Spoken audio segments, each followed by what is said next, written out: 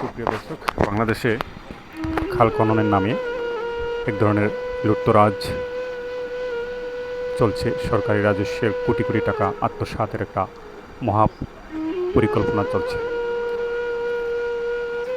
শেখ হাসিনার উন্নয়নকে তারা আসলে ভালো চোখে দেখে না, যার ফলশ্রুতিতে গরিব দুঃখী অসহায় মানুষকে যে ঘর দিয়েছে সে ঘর খাল খননের মাধ্যমে নস্যাৎ করছে এবং গরিব মানুষ বর্তমানে পথে বসে রয়েছে।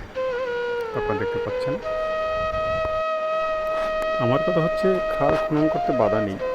খাল খনন করার ফলে অনেক নদী বা খাল এ সমস্ত জিনিস পানির স্রোত আবার আগের মতো পানি বহমান থাকবে।